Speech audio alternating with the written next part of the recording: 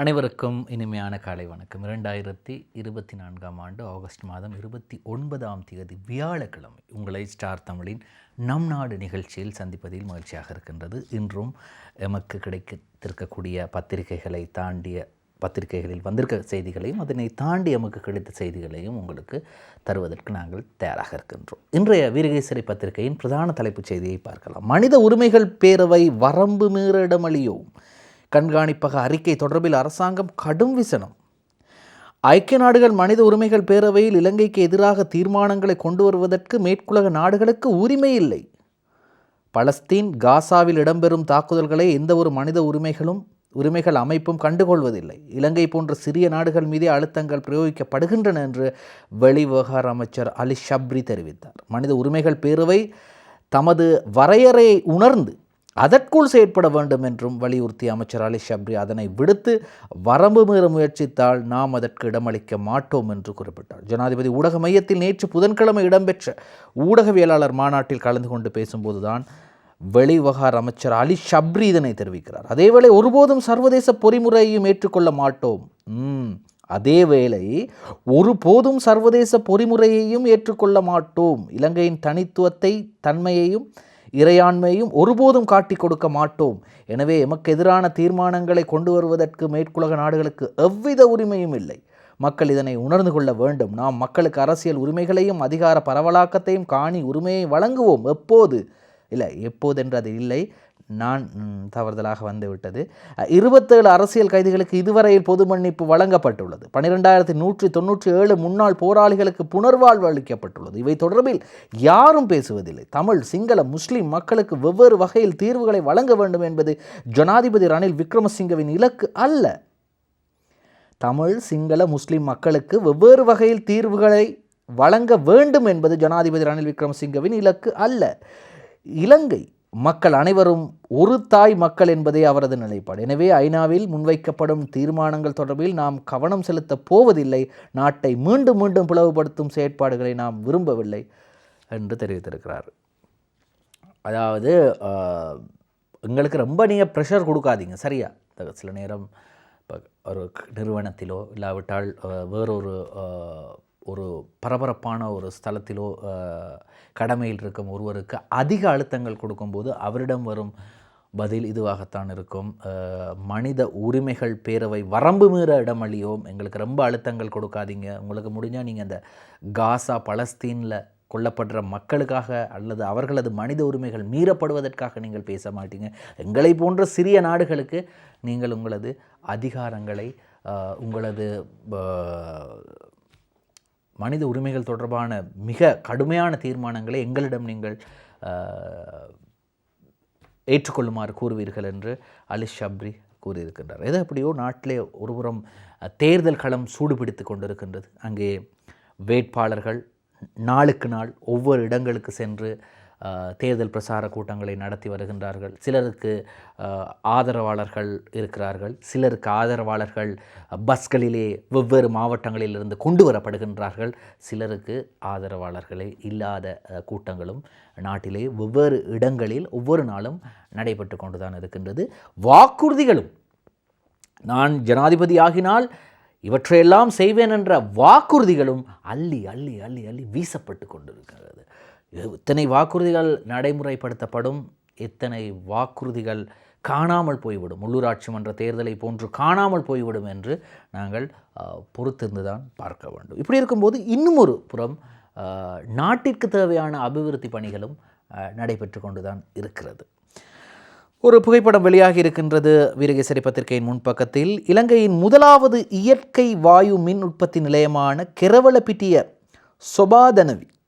சொபாதனவி ஒருங்கிணைந்த சுழற்சி மின் உற்பத்தி நிலையத்தின் முதல் கட்டத்தை நேற்று ஜனாதிபதி ரணில் விக்ரமசிங்க திறந்து வைத்த போது எடுக்கப்பட்ட படம் இதில் இருக்கின்றது.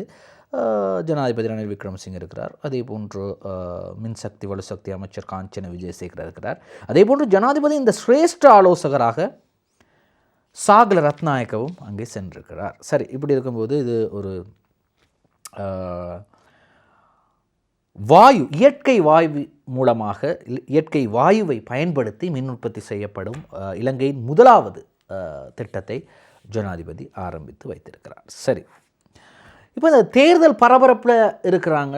இந்த தேர்தல் பரபரப்பில் இருக்கக்கூடிய காலகட்டத்தில் ஜெனீவா விடயங்களை மறந்து விடாதீர்கள். அதுவும் இந்த நாட்டுக்கு தேவையான ஒன்று, தமிழ் மக்கள் தரப்பிலிருந்து பார்க்கும்போது மிக முக்கியமான ஒன்று.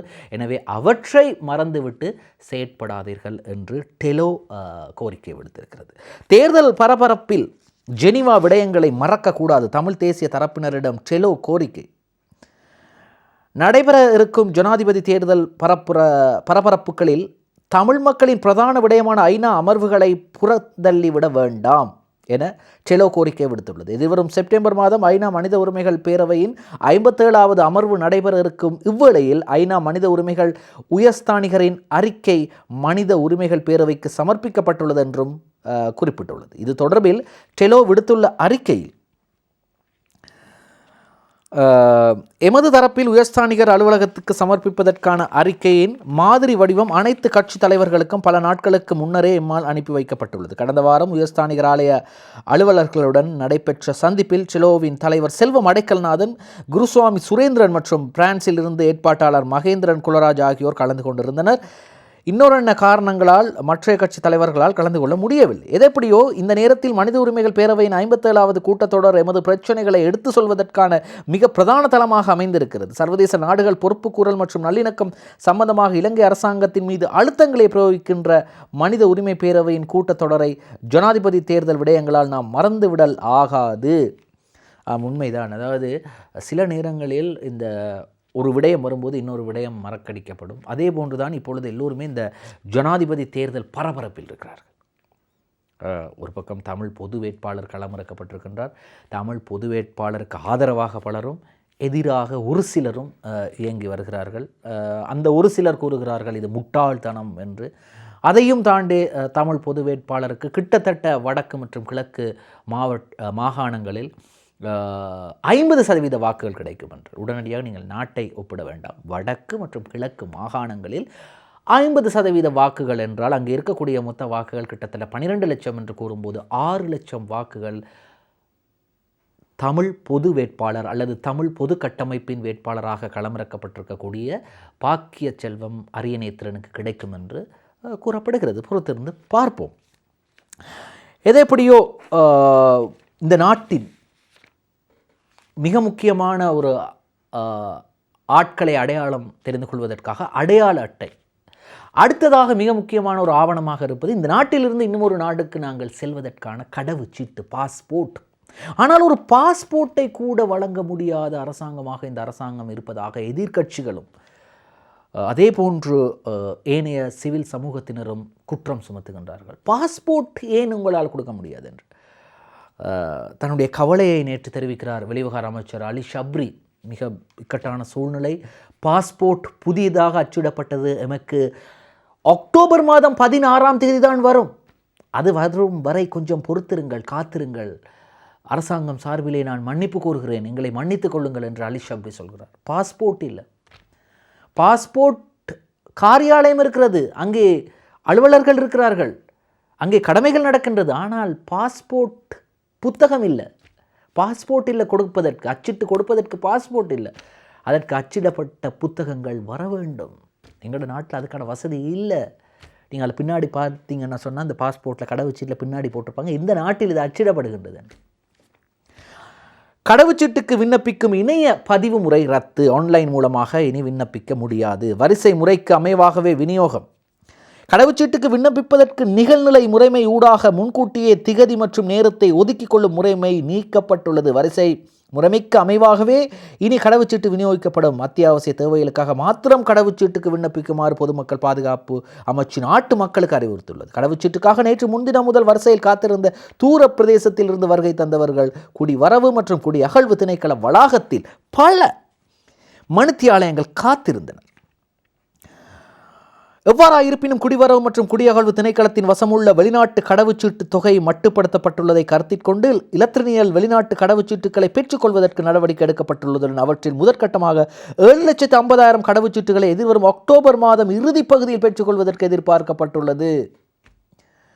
ஒரு நாளைக்கு 1000 கடவுச்சீட்டுகளை விநியோகிக்க குடிவரவு மற்றும் குடியகழ்வு திணைக்களம் நடவடிக்கை எடுத்துள்ளது. அப்படி என்றால் ஒரு நாளைக்கு 1000 என்றால் நேற்று அங்கிருந்து ஊடகங்களுக்கு கருத்து தெரிவித்த மக்கள் சொல்கிறாங்க, நாங்கள் வந்து 3 நாள் ஆகுது, முட்டை பனிஸ், பித்தரபான் என்று சொல்வார்கள், முட்டை பனிஸ், எக் பன் 250 ரூபாவாம் பக்கத்தில் இருக்கக்கூடிய ஒரு கடையில். அங்கே அந்த இடத்துல நீங்கள் பார்த்தீங்கன்னா ஒரு 2-3 கடைகள் தான் இருக்குது. அந்த கடைகளில் விலைகளை பாருங்கள். மாலுபான் 150 ரூபா, ஒரு டீ 150 ரூபா அந்த கடைகளில் விற்கப்படுகிற. தெரியும் உங்களுக்கு தூர இடங்களுக்கு போக முடியாது, இந்த மாதிரி நேரத்தில் உழைத்து கொள்ளலாம் என்று சொல்லி இப்படியான விலைகளில் பொருட்களை, உணவுப் பொருட்களை விற்கிறாங்க. 2-3 நாட்கள் தூக்கம் இல்லாமல் மக்கள் கஷ்டப்பட்டு கொண்டிருக்கிறாங்க. ஒவ்வொருவரோட முகத்தையும் பார்க்க முடியாது, தூக்க கலக்கம். அவங்க சொல்கிறாங்க, நாங்கள் பேமெண்ட்டில், பாதசாரிகள் செல்லும் அந்த பேமெண்ட்டில் நாங்கள் ஒவ்வொரு நாளும் இரவு நித்திரை கொள்கின்றோம். இப்படி ஒரு இது எங்களுக்கு தேவையா? நாங்கள் வெளிநாட்டுக்கு போகிறது இந்த நாட்டுக்கு டொலர் கொண்டு அனுப்புவதற்கு, அல்லது டொலர் அங்கிருந்து நாங்கள் டொலர் அனுப்புவதற்கு, அப்படி போகும் எங்களுக்கு இந்த நிலைமையா என்று பாஸ்போர்ட் எடுக்க வரும் மக்கள் மிக மிக கஷ்டத்திற்குள்ளாய் கொண்டிருக்கக்கூடிய நிலையை பார்க்கக்கூடிய. அது அந்தந்த இடத்துக்கு போய் பார்த்தா தான் தெரியும். ஏசி அறைகளில் அமர்ந்து கொண்டு 1000 கருத்துக்களை தெரிவிக்கலாம், ஆனால் அந்த இடத்துக்கு போய் கஷ்டப்படுறவங்களுக்கு தான் அந்த வலி வேதனை தெரியும். சரி, கடவுச்சீட்டை பற்றி பார்த்தோம். அமரபுர பீடத்தின் நாயக்க தேரரிடம் ஆசி பெற்ற ஜனாதிபதி ரணில் விக்ரமசிங்க வெள்ளவத்தையில் உள்ள அமரபுர மாபீடத்தின் தலைமையகத்துக்கு நேற்று புதன்கிழமை சென்றிருந்ததோடு அங்கு அமரபுர மகா பீடத்தின் மகாநாயக தேரர் வணக்கத்துக்குரிய கரகொட உயன்கொட மைத்ரிமூர்த்தி தேரரை சந்தித்து ஆசி பெற்று கொண்டார். தேர்தல் பிரசாரங்கள் சிறப்பாக நடக்க வேண்டும் என்று அவர் ஆசி பெற்று கொண்டார். சரி, இப்படி இருக்கும்போது இந்த அலிசாயிர் மௌலானா அவர் ரணில் விக்ரமசிங்கவுக்கு ஆதரவு தெரிவிப்பதற்காக சென்று விட்டார். அவர் எப்படி இந்த கட்சிக்குள் மீண்டும் பாராளுமன்றத்திற்குள் வந்தார் என்றால், ஸ்ரீலங்கா முஸ்லீம் காங்கிரஸின் நசீர் அஹமட்டுக்கு இதே போன்ற நிலை ஏற்பட்டு நசீர் அஹமட் அவர்களை பதவியிலிருந்து, அவரது கட்சி உறுப்புரிமையிலிருந்தும் பாராளுமன்ற பதவியிலிருந்தும் அவர் தூக்கி எறியப்பட்டார். நீதிமன்ற உத்தரவு. அந்த இடம் அலிசாயிர் மௌலானாவுக்கு வழங்கப்பட்டது. ரவுஃப் ஹக்கீம் நம்பினார், நிச்சயமாக அலிசாயிர் மௌலானா எங்களோடு இருப்பார் என்று. அவரும் ரவுஃப் ஹக்கீமுக்கு அஸ்ஸலாமு அலைக்கும், நாங்கள் சந்திப்போம் என்று சொல்லி அவர் ரணில் விக்ரமசிங்கவுக்கு ஆதரவு தெரிவிக்க போய்விட்டார். இப்பொழுது அவருக்கு எதிராக ஒரு ஒழுக்காற்று நடவடிக்கை, இடைக்கால தடை உத்தரவை பிறப்பிக்குமாறு கோரிய வழக்குக்கு தற்போது அதற்கு இடைக்கால தடை உத்தரவு விதிக்கப்பட்டிருக்கிறது. அலிசாயிரை நீக்குவதற்கு இடைக்கால தடை உத்தரவு. ஸ்ரீலங்கா முஸ்லீம் காங்கிரஸ் பாராளுமன்ற உறுப்பினர் அலிசாயிர் மௌலானாவை கட்சி உறுப்புரிமையிலிருந்து நீக்குவதை தடுக்கும் வகையில் ஸ்ரீலங்கா முஸ்லீம் காங்கிரஸின் தலைவர் மற்றும் செயலாளர் நாயகத்துக்கு கொழும்பு மாவட்ட நீதிமன்றம் நேற்று இடைக்கால தடை உத்தரவை பிறப்பித்துள்ளது. அலிசாயிர் மௌலானாவினால் தாக்கல் செய்யப்பட்ட மனு நேற்று புதன்கிழமை பரிசீலனைக்கு எடுத்துக் கொள்ளப்பட்ட போதே கொழும்பு மாவட்ட நீதிவான் சந்துன் விதானகே இந்த உத்தரவை பிறப்பித்துள்ளார். இதே போன்றுதான் நீக்குவதற்கு, அதாவது இதற்கமைய அலிசாயிர் மௌலானாவை கட்சி உறுப்புரிமையிலிருந்து நீக்குவதற்கு தடுக்கும் வகையில் ஸ்ரீலங்கா முஸ்லீம் காங்கிரஸின் தலைவர் ரவுஃப் ஹக்கீம் மற்றும் அக்கட்சியின் செயலாளர் நாயகம் நிசாம் காரியப்பருக்கு இந்த இடைக்கால தடை உத்தரவு வழங்கப்பட்டிருக்கிறது. இதே போன்ற ஒரு பிரச்சனை ஏற்பட்டது 2022ஆம் ஆண்டு. கட்சி மாறிய ஹரின் பெர்னாண்டோ மற்றும் மனுஷ நாணயக்கார் இவர்கள் இருவரது பாராளுமன்ற உறுப்புரிமையும் அண்மையில் பறிக்கப்பட்டது. காரணம், நீங்கள் கட்சி தாவியது கட்சிக்கு செய்யப்பட்ட துரோகம் அல்லது என்று ஐக்கிய மக்கள் சக்தி வழக்கு தொடர்ந்து இருந்தது. அதற்கமைய அவர்கள் இருவருமே அமைச்சு பதவிகளை விட்டுட்டும் போயிட்டாங்க. ஆனால் அமைச்சு பதவிகளை விட்டுட்டு போனதுக்கு அவங்களுக்கு இப்போ ஜனாதிபதியின் அந்தந்த துறைகளுக்கு எந்தெந்த துறைகளில் அவர்கள் இருந்தார்களோ அந்தந்த துறைகளின் ஆலோசகர்களாக பதவி வழங்கப்பட்டிருக்கிறது. தேசிய இனப்பிரச்சினை தீர்வுக்கான ஆவணத்தை தயாரித்தது சிவில் சமூகம். ஜனாதிபதி வேட்பாளர்களிடம் கையளிக்கவும் உத்தேசம். நாட்டின் சகல பிராந்தியங்களுக்குமான சம அதிகார பகிர்வை நடைமுறைப்படுத்தல், அதிக அளவில் மனித உரிமைகள் மீறப்பட்ட மலையக தமிழ் சமூகத்துக்கான மிருகசிறை பத்திரிகையில் வெளியாகி இருக்கின்றது. மலையக தமிழ் சமூகத்திற்கான நிலைமாறுகால நீதியை உறுதிப்படுத்தல் என்பன உள்ளடங்களாக நாட்டின் தேசிய இனப்பிரச்சினைக்கு ஒரு தீர்வு காண்பதற்காக இந்த விடயம் தயாரிக்கப்பட்டது. அதே நேரத்தில் இன்னும் ஒரு செய்தி, தேசியத்துக்கு முக்கியத்துவம் நாமல் ராஜபக்ச கூறுகிறார். நாட்டுக்கு எதிரான தீர்மானங்களுக்கு ஒருபோதும் துணை போக மாட்டோம். ஏனைய வேட்பாளர்களை காட்டிலும் நாட்டின் ஒருமைப்பாட்டு கலாச்சாரம் மற்றும் தேசியம் ஆகியவற்றுக்கு மதிப்பளித்து நாங்கள் தான் சிறந்த கொள்கையை தயாரித்துள்ளோம் என ஸ்ரீலங்கா பொதுஜன பெரமுனவின் ஜனாதிபதி வேட்பாளர் நாமல் ராஜபக்ச தெரிவித்தார். அம்பலாங்குட பகுதியில் நேற்று இடம்பெற்ற தேர்தல் பிரசார கூட்டத்தில் கலந்து கொண்டு பேசும்போதுதான் நாமல் இதனை தெரிவிக்கிறார் நாமல் ராஜபக்ச. என்ன சொல்கிறார்? தேசியத்துக்கு முக்கியத்துவம் கொடுப்போம் நாங்கள். துரதிர்ஷ்டவசமாக 2015ஆம் ஆண்டுக்கு பின்னர் எமது அபிவிருத்தி செயற்திட்டங்கள் இடைநிறுத்தப்பட்டன. அரசாங்கம் மாற்றமடையும் போது பொருளாதார கொள்கைகள் மாற்றமடையும், அரசியல் கலாச்சாரம் காணப்படுவதால் நாடு பாதிக்கப்பட்டது. எம்மை பழிவாங்குவதற்காக எடுத்த தீர்மானங்கள் நாட்டுக்கு எதிராக முடிந்தன. இவ்வாறான பின்னணியில் தான் 2019ஆம் ஆண்டு ஆட்சி மாற்றத்தை ஏற்படுத்தினோம். சூழ்ச்சியான முறையில் தான் கோட்டாபய ராஜபக்சவின் ஆட்சி கவிழ்க்கப்பட்டது. அரசாங்கத்தை வீழ்ச்சியடைய செய்த கோட்டாபய ராஜபக்ச நாட்டை பாதுகாத்தார். இதன் பின்னரே நாட்டின் சட்டம் மற்றும் ஒழுங்கை நிலைநாட்டினோம் என்றும் நாமல் ராஜபக்ச சொல்கிறாரு. மக்கள் மத்தியிலே என்ன முடிவு எடுத்திருக்கின்றார்கள்? அது 2022ஆம் ஆண்டு நடைபெற்றவை இன்னும் ஞாபகத்தில் இருக்கிறதா, அல்லது அதை மறந்து விட்டார்களா? அது இவை எல்லாவற்றையும் தாண்டி நாடுதான் முக்கியம், நாட்டின் தேசியம்தான் முக்கியம் என்று நினைப்பவர்களும் இருக்கிறார்கள். அது காலம் அதற்கான பதிலை சொல்லும். சரி, இப்படி இருக்கும்போது அடுத்ததாக இன்னும் ஒரு செய்தியை பார்க்கலாம். இந்த வேலுக்குமார், ஜனநாயக மக்கள் முன்னணியின் முக்கிய தலைவர்களில் ஒருவராக இருந்தவர் வேலுக்குமார், அண்மையில் திகாம்பரத்தோடு நடந்த கைகலப்பில், அது அப்படி சொல்வதா, அல்லது திகாம்பரத்தால் தாக்கப்பட்ட வேலுக்குமார் என்று சொல்வதா, அல்லது வேலுக்குமார் திகாம்பரத்திடம் அடிவாங்கிய வேலுக்குமார் என்று சொல்வதா என்று சரியாக கூற முடியாது. எதெப்படியோ தற்போது வேலுக்குமாரின் கண்டி பாராளுமன்ற உறுப்பினர் பதவி அப்படியே இருந்தாலும் கண்டி அமைப்பாளர் பதவி வேறொருவருக்கு வழங்கப்பட்டிருக்கிறது. கண்டி மாவட்டத்துக்கான கட்சி நியமனங்கள் ஜனநாயக மக்கள் முன்னணியின் தலைவர் மனோ கணேசன் அறிவிப்பு. ஜனநாயக மக்கள் முன்னணியின் கண்டி மாவட்ட கட்சி பணியாளர் நியமனங்களை ஜனநாயக மக்கள் முன்னணி மற்றும் தமிழ் முற்போக்கு கூட்டணியின் தலைவர் மனோ கணேசன் எம்பி அறிவித்துள்ளார். இதன்படி கண்டி மாவட்ட அமைப்பாளர் எம் விக்னேஸ்வரன், மாவட்ட செயலாளர் குலேந்திரன் கணேசன், மாவட்ட பொருளாளர் எம் கிருஷ்ணகுமார், மாவட்ட செயற்குழு உறுப்பினர் எம் கே வினோத் ஆகியோர் கட்சி பணியாளர்களாக நியமிக்கப்பட்டுள்ளனர். ஐக்கிய மக்கள் முன்னணியின் அரசியல் குழு உறுப்பினர் கம்பஹா மாவட்ட அமைப்பாளர் எஸ் சசிகுமார் கண்டி மாவட்டத்திற்கான ஒருங்கிணைப்பாளராக நியமிக்கப்பட்டுள்ளார். இது எப்படியோ கட்சிக்கு புதியவர்களை நியமித்திருக்கிறார்கள். பார்ப்போம், எதிர்காலத்தில் வரக்கூடிய தேர்தல்களில் அவர்கள் தங்களது கட்சியின் மாவட்ட ஒருங்கிணைப்பை பலப்படுத்த வேண்டும். அதற்காகத்தான் இந்த நியமனங்களை வழங்கியிருக்கின்றார்கள்.